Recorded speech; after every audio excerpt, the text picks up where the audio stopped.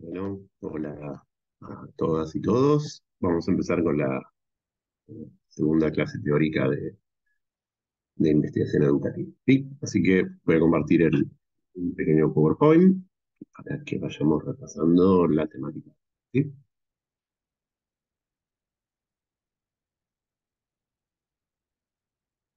Bueno, para que se ubiquen, pero imagino que todas y todos estarán ubicados. Eh, Hoy vamos a empezar con la unidad uno, ¿sí? En principio, les agradecemos el envío de todos los trabajos, la verdad que es muy interesante leer lo que ustedes y nos comentaron, los diferentes laburos y cómo ustedes piensan o entienden qué es investigar y qué es investigar en educación. Así que bueno, la clase de hoy va a ir en esa línea también y vamos a intentar de pensar un poquitito cómo ha sido pensado esto en el campo de las ciencias sociales. ¿Sí? Estamos en la unidad uno, ¿sí? Investigación educativa en el marco de la investigación social, que ya es todo una definición, y vamos a tratar de hablar de eso hoy, ¿sí? Principalmente. Tenemos en esta unidad dos ejes. Hoy vamos a encarar el primero, ¿sí? ¿Por qué y cómo producir conocimiento científico en el campo de la investigación educativa? Tenemos dos textos, el de Lander y el de Wallerstein. Más adelante vamos a abordar las prácticas de construcción de conocimiento, el oficio, el quehacer y investigación. Y ahí tenemos tres textos, de Horner, Le Bourdieu y el de Gibbons. Bueno, ganamos el primer eje de esto, ¿sí? Que es una pregunta que obviamente como toda pregunta en el campo de la investigación o de la ciencia no tiene una sola respuesta, ¿sí? Pero que en el marco de esta cátedra, marco de la licenciatura, eh, intentamos construirle una o intentamos dar cuenta de cuál es el. Además, de alguna manera, esta es una de las últimas materias que ustedes hacen, con lo cual también ustedes fueron construyendo un posicionamiento en relación a eso, aspecto que vimos en los trabajos que nos dieron, pero nos interesa ahora empezar a hacer dialogar eso que fueron construyendo, esas ideas de ustedes, con un poco lo que en el campo de las ciencias sociales y las humanidades pensamos y lo que la cátedra piensa. Entonces, vamos a desarmar un poquito esta pregunta para ir respondiéndonos y al mismo tiempo ir introduciendo lo que entendemos al respecto, ¿no? Lo primero que nos preguntamos es, ¿qué es producir conocimiento? ¿Sí? Eh, Quizás es algo que tenemos absolutamente naturalizado, que cotidianamente hablamos del conocimiento, permanentemente damos cuenta de que estamos construyendo, produciendo, generando conocimiento. Ahora, ¿qué es producir conocimiento? ¿Sí? En principio, uno podría decir que es un proceso de conceptualización del mundo, ¿sí? Del mundo que nos rodea, del mundo social, del mundo vivo. ¿Sí? Es un proceso a partir del cual significamos cada uno de nosotros en relación con otros. Siempre todo proceso de construcción del conocimiento es colectivo, es social, se da con el otro, ¿sí? Se da con el otro en acuerdo y en desacuerdo con el otro, ¿no? Y les debe pasar a ustedes eh, cuando están en las aulas, en las escuelas, con compañeros, y le debe pasar con los estudiantes también, ¿no? Es un proceso de construcción y de conceptualizar el mundo. Bueno, esto es de esta manera, esto es de otra, ¿sí? En ese plano general, los procesos de conceptualización del mundo tienen que ver con momentos históricos, ¿sí? Van cambiando. Son sociohistóricos, quiere decir que van cambiando, se van modificando, no siempre la manera de enunciar o nombrar algo o de conceptualizarlo es igual. El género, todas las discusiones en torno al género, hoy en día nos ilustran respecto a ese tema, ¿no? Todo el tiempo estamos cambiando, incluso cómo nos denominamos, cómo denominamos los espacios, cómo denominamos un conjunto de personas, son un conjunto de mujeres, un conjunto de, de hombres. Empezamos a redefinir, eso es histórico, la manera en que conceptualizamos los elementos. De hecho, históricamente, en lengua, incluso hasta la denominación del sol fue cambiando, ¿no? Es histórico. En un momento fue denominándose masculino, fue transformándose en femenino. Los procesos, la manera en que significamos el mundo va cambiando. Y eso tiene que ver con momentos sociohistóricos macro. ¿Sí? Eso, obviamente, está entramado en pequeños comunidades de práctica, que son pequeños grupos más determinados, que en este caso podríamos decir, no sé, por ejemplo, un grupo podría ser la Argentina, pero un grupo también podría ser un determinado conjunto de personas que comparten ciertas prácticas laborales, como podrían ser un investigador, como podría ser un investigador en ciencias sociales, un investigador en humanidades o un conjunto de docentes, ¿sí? Eh, y en esas comunidades de práctica, esos colectivos que comparten a partir del hacer maneras de significar el mundo, se van construyendo conceptualizaciones que son apropiadas después por los sujetos individuales, ¿sí? Esas conceptualizaciones no solo son apropiadas, sino que son transmitidas y son producidas por los sujetos y por ese colectivo, ese conjunto que va conceptualizando el mundo. Les debe pasar cotidianamente a ustedes, y es más, acá en esta cursada tenemos compañeros de diferentes provincias. Bueno, la manera de significar o de nombrar determinados elementos en determinadas provincias es diferente, ¿no? Incluso en relación a cosas muy cotidianas como puede ser un sándwich o como pueden ser la manera de determinar cómo un mate es dulce o no es dulce. Todo el tiempo estamos significando de manera diferente o de referirse a alguien respecto al que uno tiene mucho afecto. Eh, Hay dinámicas que son propias de los entramados locales y que a partir de esa se significa el mundo. Y esas son transmitidas, son producidas, son apropiadas. Y en las instituciones en las que ustedes trabajan también sucede eso. Y en el campo de las ciencias sociales y las humanidades, en la investigación educativa, también sucede eso. Es un propio lenguaje, una propia gramática que está atravesada además por procesos de hegemonía y subalternidad que determinan cuáles son válidas en un contexto y cuáles no son válidas. Y esos procesos son cambiantes, no son fijos, ¿sí? Entonces, cuando hablamos de investigación, podemos decir que la investigación o el campo de la investigación en ciencias sociales y humanidades, que es un poco donde recortamos nosotros, es una comunidad de práctica, ¿sí? Por eso acá tenemos como un redondel a modo de imagen para que les sirva a ustedes para entender que es una comunidad, que hay una comunidad no porque es cerrada, ¿no? La idea acá no es que las comunidades son cerradas, sino que es la práctica, el hacer compartido, lo que configura esa comunión entre nosotros, ese entramado entre nosotros que permite significar el mundo, ¿sí? Eh, bueno, la investigación es, de alguna manera, una manera de conceptualizar el mundo que está asociada a una determinada lógica, que es la lógica de la ciencia. Pero no cualquier lógica de la ciencia, sino la lógica de la ciencia occidental. Pero existen otras formas de conceptualizar el mundo. No es una única forma de conceptualizar el mundo, la ciencia ni la investigación. En el campo de la universidad, en los espacios donde ustedes están participando en este momento, está la de la docencia, que por ejemplo en este momento estamos poniendo en ejercicio, la de la docencia, formación a distancia, que la estamos poniendo en movimiento, ustedes mismos en sus prácticas las ponen en movimiento, y por ejemplo la extensión, que tiene que ver con cómo la universidad se vincula con otros espacios que no son necesariamente eh, el espacio universitario, ¿no? Como se relaciona el conocimiento que producimos, las prácticas que desplegamos en la universidad en otros contextos. Y esto es importante. Entonces, lo que tenemos, esta división, son divisiones analíticas. Obviamente que como sujetos participamos en espacios de investigación, de docencia, de extensión. Yo soy investigador, soy docente y trabajo en extensión en mis diferentes espacios laborales. Eh, Esto hace que dialoguen lógicas, ¿sí? Lógicas de organizar que van disputando la coherencia, la cohesión interna de una determinada conceptualización respecto a algo. En este caso, de la investigación, que es lo que nos atiende. Entonces, todo el tiempo se va determinando qué es investigar, ¿sí? Durante muchos siglos la investigación estuvo muy asociada o muy fuertemente determinada por ejemplo, la producción de datos cuantitativos. Lo cuantitativo era un elemento determinante en el sentido hegemónico, en el sentido de que se imponía sobre los demás elementos. Hoy, la investigación en ciencias sociales, humanidades, ha encontrado un equilibrio entre lo cuantitativo y lo cualitativo. Entonces se discute entre ambos y se complementan mutuamente. Pero son lógicas diferentes. Ahora, no dejan de ser lógicas de conceptualización del mundo, ¿sí? Como puede ser el interpretativismo, la antropología, las ciencias de la educación, el psicoanálisis, el cristianismo, el peronismo. Cualquiera de todas estas son lógicas de conceptualizar el mundo. Todas estas lógicas internamente, ¿sí? implican prácticas. Prácticas implica hacer con el otro, ir construyendo, bueno, a ver, yo pensaría esto de esta determinada manera.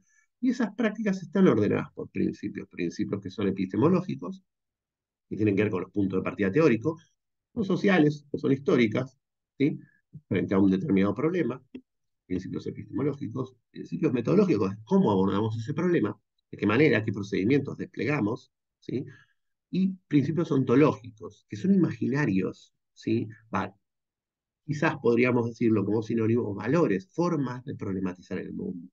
Si yo parto de que el mundo es una sociedad en conflicto, en general voy a armar principios metodológicos para analizar el mundo social a partir de identificar conflictos, porque epistemológicamente construyo ese problema.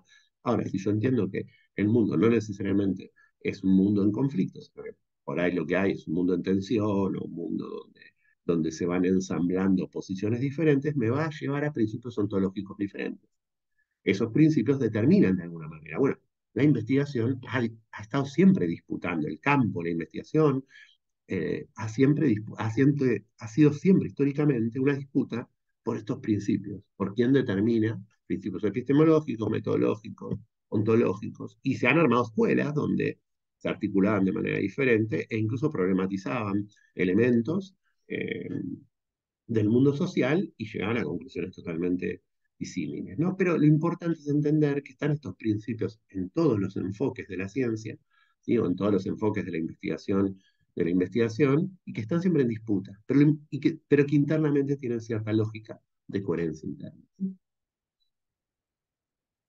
Eh, Ahora, ¿qué sería la investigación educativa? Ya no la investigación en términos generales, sino la investigación educativa. Bueno, nosotros partimos de ubicarlo dentro del campo de las ciencias sociales. Ubicamos en la investigación educativa en el interior del campo de las ciencias sociales. Eso ya de entrada, ¿sí? Determina cierto campo disciplinar. No va a implicar cualquier principio, no va a implicar cualquier principio epistemológico, cualquier principio metodológico o cualquier principio epistemológico, ¿sí? Sino que esto va a estar asociado dentro de las ciencias sociales y las humanidades, ¿sí? Eh, y va a ir determinando una pequeña comunidad de prácticas o una enorme comunidad de prácticas, ¿sí? Depende de la escala que cada uno quiera ubicarse, ¿sí? Que va a ir como construyendo la legitimidad de lo que es, bueno, investigar en el campo, investigar en el campo educativo, ¿sí? No va a ser cualquier cosa, va a implicar una serie de elementos que hacen que al interior de esa comunidad los pares, las generaciones que vienen, las generaciones anteriores, entre nosotros vayamos determinando cuál es el campo. Y en el diálogo con el resto de la sociedad que nos permite decir, bueno, estamos encarando un problema que tiene que ver con situaciones sociales, con situaciones cotidianas, ¿sí? Entonces, la investigación educativa va a estar ubicado en ese campo. Veamos algunas cositas del texto que teníamos para hoy, de los textos que teníamos para hoy. ¿Por qué los traemos? ¿Por qué nos resultan interesantes? ¿Sí? Una cosa importante, es importante comprender que la investigación educativa no sucede, y esto tiene que ver con una manera la filmina anterior, bueno, no es, la producción de conocimiento en el campo de la investigación educativa no sucede solo en los claustros universitarios, en el diálogo. ¿Sí? Ustedes producen conocimiento, cotidianamente están produciendo conocimiento, ¿sí? Que después lo puedan sistematizar o no, que de hecho lo sistematizan, porque si no, no podrían utilizarlo ese conocimiento, y que esa sistematización sea similar al de la ciencia o no, bueno, depende de las circunstancias. Pero es importante entender que uno como docente también produce conocimiento. En ese instante estoy produciendo conocimiento por más que esté hablando con la cámara o hablando con la computadora a la cual está enfrente, acá en Temperley. Yo estoy acá en Temperley, en el sur del conurbano bonaerense. No sé dónde andarán cada uno de ustedes, pero estoy acá en Temperley, en el sur del conurbano bonaerense. Eh, entonces estoy produciendo conocimiento. ¿Por qué? Porque, bueno, la luz me está pegando de determinada manera. Estoy pensando en relación a los trabajos que fueron entrando durante esta semana, qué responderle. O sea, siempre estamos en diálogo con nosotros. Incluso en la docencia hay un proceso continuo de producción de conocimiento. Nosotros en este caso nos focalizamos en la investigación educativa, pero para el diálogo con todo lo que ustedes están formando, que es como docentes, o personas que se están capacitando en el área de la docencia. ¿Sí? Entonces, es importante entender qué es esto. Y lo que vamos a tratar de ver durante la cursada es cómo esas dos lógicas dialogan. Volvamos a Lander, y para entender cómo esas lógicas dialogan entre sí, Lander nos trae ciertas cuestiones que tienen que ver con entender un poco cómo la investigación educativa hoy en el mundo está, la investigación en términos generales está determinada o está hegemonizada, ¿sí? Por un determinado punto de vista que tiene que ver con un pensamiento neoliberal, tecnocrático, ¿sí? Que suele imaginar el desarrollo de la sociedad como un natural camino, ¿sí? Eh, hacia sociedades que son cada vez más modernas. ¿Sí?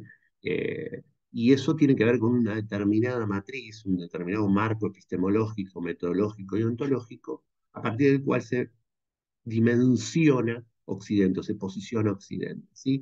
Hay una visión universal de Occidente hacia el resto en el campo de la ciencia, ¿sí?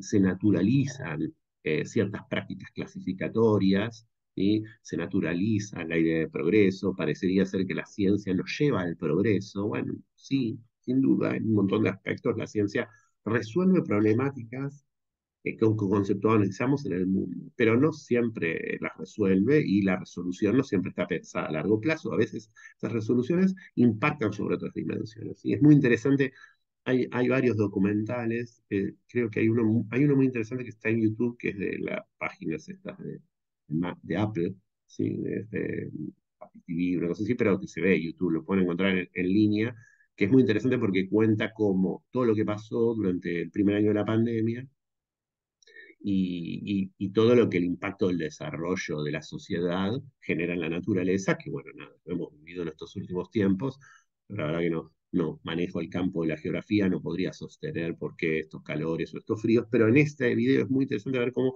esto impacta sobre la naturaleza y sobre los animales, ¿no? Cómo el desarrollo humano impacta, modificándolo, ¿sí? Eh, bueno, lo que Lander sostiene es que esto está basado en la idea del progreso, que no hay que terminar nunca de desarrollar y que permanentemente hay que desarrollar. Y él lo que sostiene de alguna forma es que están naturalizadas las relaciones capitalistas de producción, esta idea de progreso, esta idea de extraer y de generar aún condiciones. Y el colonialismo, ¿no? De alguna manera es como un punto. Él habla de tres. Uno de la idea de progreso, él habla de cuatro. Una la idea de progreso, ¿sí? La idea de que las relaciones sociales capitalistas están naturalizadas. ¿Qué quiere decir eso? Que todo vínculo entre humanos está basado en el vínculo de ganancia y pérdida. Y eso está naturalizado en el campo de la ciencia. ¿Sí? Siempre analizamos o producimos conocimiento en base a ganancia y pérdida. Y a veces la ciencia no puede evaluarse en términos de ganancia y pérdida, sino que muchas veces hay que entender que no es tan simple un desarrollo, ¿no? Una conceptualización. Él después agrega una dimensión de la separación, acá esto es más concreto, ¿no? Él dice, construimos conocimiento separando, ¿sí? Y fíjense cómo incluso yo en este instante, para poder darles las clases, y está bueno pensarlo para ustedes, separé, bueno, extensión, investigación, docencia, separé para explicar, y no solo separo para explicar, sino separo para explicar y después lo vuelvo a unir. No, es interesante esto. El problema ahí tiene que ver cuando separamos y no volvemos a unir. Entonces, cuando sostenemos que determinado problema, determinado grupo de aprendizaje está basado en la atención, solamente es la situación de atención, puedo extraer que los pibes presten o no presten atención como elemento para entender por qué no están comprendiendo determinadas cuestiones, o hay otros elementos más, o está cómo doy clase yo, bueno, es la multidimensionalidad, es lo que dice que la ciencia tiende a la separación. Tenemos que tender a unificar nuevamente esto, ¿sí? eh, y plantea eh, a partir de todo esto, el Lander sostiene esto construye un punto de vista, ¿sí? Y ubica como cierta superioridad de la ciencia por sobre los demás procesos de construcción de conocimiento. Y acá es donde les decía antes, bueno, nuestro objetivo acá central es entender que la investigación educativa no es la producción de conocimiento eh, más válido que otro, sino que es algo que dialoga con lo que es el conocimiento, como el de la docencia. Y en ese diálogo tenemos que encontrar que tenemos los que investigamos la posibilidad de tomarnos un tiempo para analizar lo que estamos observando con determinados procesos diferentes a los que al tiempo que se tiene cuando uno está dando clase, es cierto, pero es una cuestión de trabajo, son trabajos diferentes, no es que uno es más válido que el otro, es más, son necesarios ambos, ¿sí? De hecho, si no hubiera gente dando clases, generando, sosteniendo el sistema educativo, no podría existir la investigación educativa porque no habría acciones o prácticas o procesos que analizar. ¿Entiendes? Digamos, por lo menos en términos escolares, habría otros procesos porque la educación se extiende más allá que lo escolar. Lo educativo no es solo lo escolar, ¿sí? En este caso estamos centrados ahí porque tiene que ver con el proceso educativo, pero lo educativo va más allá que lo escolar, ¿sí? Uno en la familia, en diferentes espacios, con los amigos, en clubes, en diferentes lugares, participa de procesos educativos, ¿sí? Dentro de esos procesos educativos hay uno que es hegemónico, que es principal, que es el escolar. Pero bueno, no es el tema de esta materia. El tema de esta materia es la investigación educativa. Volvemos. Esta construcción de punto de vista es hegemónica en Occidente, ¿sí? Invisibiliza otros saberes, ¿sí? En esta línea, Wallerstein, el otro autor, sociólogo estadounidense, Andrés es venezolano, ¿sí?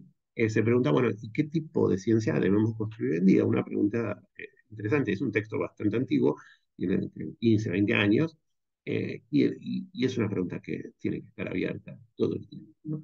Eh, y él lo que plantea es, de alguna manera, bueno, debemos empezar a dar un debate, y es el debate que les proponemos nosotros en esta materia, cómo se relacionan las prácticas docentes y las prácticas de la docencia, ¿sí? De qué manera se relacionan, de qué manera el investigador construye, ¿sí? Y él plantea varios elementos, nosotros rescatamos tres acá que nos parecen importantes que ustedes tengan en cuenta. Uno es la relación entre el investigador y la investigación.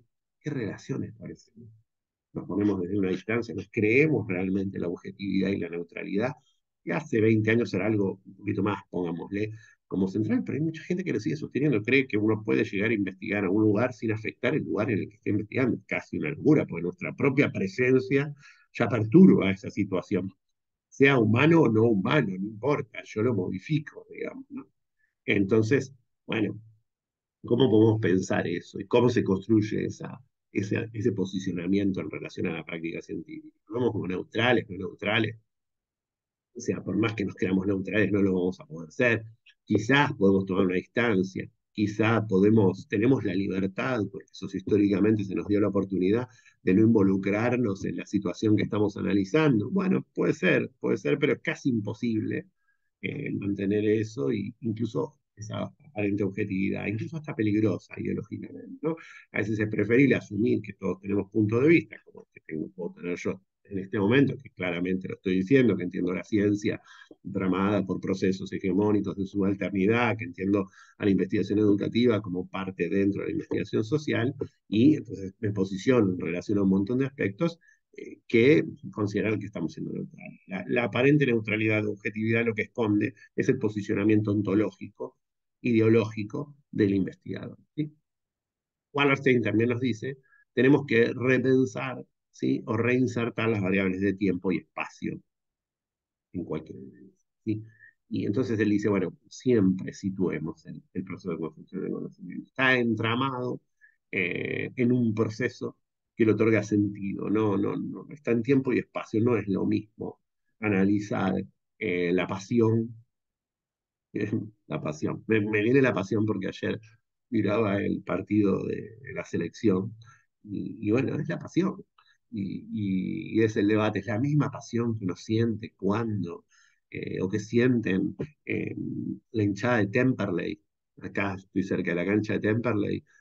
Cuando va a ir a Temperley, que la pasión que siente el hincha, que por ahí también es hincha de Temperley, va a ver la selección, son procesos diferentes. Bueno, hay que situarlos espacial y temporalmente. Una cosa es ir a la cancha de Temple y otra cosa es ir a la cancha de River y ver la selección, ¿sí? Bueno, esa reubicación, tiempo y espacio, nos tiene que situar. ¿Sí? Y en términos educativos también hay que situar. Entonces, cuando yo digo que hay un problema de atención, o hay un problema de lectoescritura, o hay un determinado problema en un grupo o en un chico, que en general hay que tratar de no pensar individualmente, a un estudiante, pero a veces son problemas individuales, pero en general están entramados, o sea, están relacionados con cosas que le pasan al pibe, con los compañeros, con la familia, con el docente.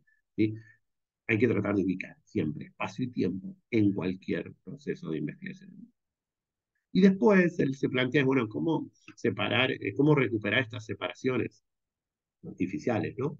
Que el siglo XIX impuso o generó en el campo de las ciencias sociales, ¿no? Esto, mente-cuerpo, como si pudiera existir algo así como la mente ahí dando vuelta y el cuerpo sin mente, ¿no? Separaciones analíticas, sujeto y sociedad, que son analíticas y que son válidas en términos del campo de la ciencia y de la investigación. Ahora, son válidas para ser analíticas. Analíticas quiere decir analizadas. Analizadas quiere decir pensadas, separadas para ver las relaciones que tienen, no separadas para analizarlas por separado. Las separo para ver cómo se relacionan, para ver la relación, no para separarlas y verlas independientemente. Bueno, estos artificios que hoy siguen siendo y siguen estando presentes en la investigación educativa del individuo y sociedad, mente, cuerpo, pero hay miles, naturaleza y cultura, son estructurales. Él dice, son esos elementos del siglo XIX que piensan la investigación y por ende la investigación educativa, no es que son hegemónicos, permanentemente los estamos disputando, pero son hegemónicos, ¿sí? ¿Y qué va a decir que no son hegemónicos si en el campo de la educación en los últimos tiempos empezó a tornarse muy visible y muy presente todo lo que tiene que ver con la mente, la inteligencia? Y de golpe analizamos la inteligencia. Y tenemos intelectuales que aparecen en grandes medios de comunicación con aspiraciones políticas analizando la inteligencia. Uf, bueno, la mente, el cerebro, ¿no? Es como, bueno, sí, el cerebro tiene valor siempre y cuando lo veamos en la relación. Digo, pero el cerebro, ¿qué es el cerebro? ¿Es un dibujo que una persona construyó? ¿Es una tomografía? ¿Es el objeto de la tomografía? Bueno, el cerebro tiene sentido siempre y cuando lo analicemos relacionalmente y entendamos que es una construcción conceptual abstracta para pensar la totalidad de la acción de un individuo y de un individuo en sociedad, ¿no? Entonces, es interesante ver cómo estas figuras de separación se vuelven reales o se vuelven reales en el campo social y después son reproducidas, ¿no? Estos son elementos que el autor plantea y que nosotros compartimos que hay que poner en. Entonces, para repasar un poquitito, ¿por qué y cómo producir conocimiento? Bueno, conceptualizamos el mundo en el campo de relaciones de hegemonía y subalternidad. ¿Qué entendemos por investigación? Bueno, una comunidad, un colectivo que a partir de ciertas prácticas produce y conceptualiza desde una lógica atravesada por relaciones de hegemonía y subalternidad, eh, conocimiento. ¿Sí? Y hay otras, que hay otras, acá está la docencia y la extensión porque estamos hablando de la universidad, pero podríamos decir la familiar, la colectiva, la cordobesa, la fueguina, la pampeana, la chubutense, digo, y así diría, la trelewense, la barilochense, y después diría la de tal escuela. Son lógicas, ¿sí? Que tienen que ver con eso. ¿Y por qué y la educación y lo educativo, la investigación educativa? Bueno, lo ubicamos dentro del campo de las ciencias sociales, atravesada por estas relaciones de hegemonía y subalternidad, que atraviesan permanentemente estos conceptos y que nos dan un campo a partir del cual pensar, ¿sí? Ahora, lo interesante es que puedan pensar esto que vimos en esta clase, que vean estos textos y los pongan en dialogar con lo que ustedes construyeron, con lo que ustedes nos fueron mandando, ¿sí? Así que, bueno, la clase de hoy en términos teóricos termina acá. Espero que les gusten, hagan los comentarios, cualquier cosa, si hay alguna duda nos pueden escribir. Saben o vieron, porque lo vimos en la clase anterior, que vamos a tener ciertas clases grabadas, pero también en vivo, digamos, con ustedes o con los colegas que quieran participar, porque nos gustaría, bueno, interactuar mucho más, ¿sí? La clase que viene vamos a seguir con este tema, ¿sí? Es el 31 del 3, van a seguir en las actividades, como vienen trabajando con Vanessa y con Fernando en el campus, ¿no? Con esa actividad que estuvieron viviendo. Así que vamos a seguir con esta unidad. Y hoy no quería dejarlo pasar porque es importante, yo estoy grabando este video en el viernes, el 4 de marzo, y para mí, para todos quizás de ustedes, o para muchos de ustedes, muchas, es un día importante, es el Día Nacional de la Memoria por la verdad y la justicia, ¿no? Y bueno, quienes de alguna manera eh, no vivimos esa época, yo soy del 74, así que imagínense, tenía tenía apenas 2 añitos, pero uno lo vivió a través de sus padres, lo vivió a través de sus amigos, lo vivió a través de los colegas, lo vivió a través de la facultad, lo vivió en diferentes lugares esto. Conoció, es un tema que encima ahora con, con esta película, no me puedo acordar el nombre, 85, 86, no no me acuerdo cómo se llama la película. Eh, Está muy presente, ¿sí?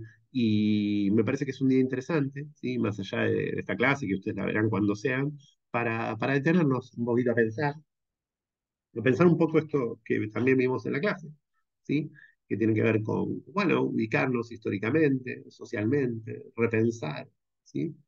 Lo que se vivió, los valores. Lo importante es que a veces pensamos que es algo que tiene muchas deudas quizás y que condiciones de desigualdad y terribles que tiene la democracia, pero que a pesar de todas esas cuestiones, eh, es algo que pudimos construir, es lo que pudimos construir entre todos y que es importante sostenerlo.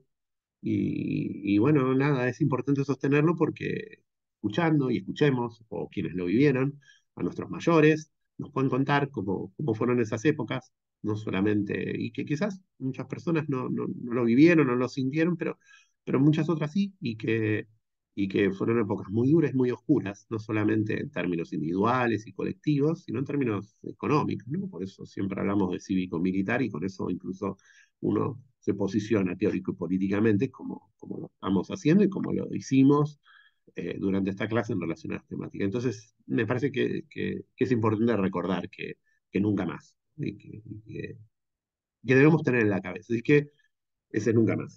Que bueno, nada, no quería dejar pasar porque el video lo estamos grabando hoy y bueno, acá los que estamos por estas zonas que nos tocó vivir en estas megalópolis, iremos a participar de las marchas y bueno, estaremos ahí con compañeras, compañeros, con amigos y amigas, eso, recordando y pensando y guardando en la memoria. ¿Mm? Nos vemos en la próxima, gracias por escuchar eh, y espero que les sea útil. ¿Sí? Cualquier cosa nos comunicamos por el camino. Chau, chau.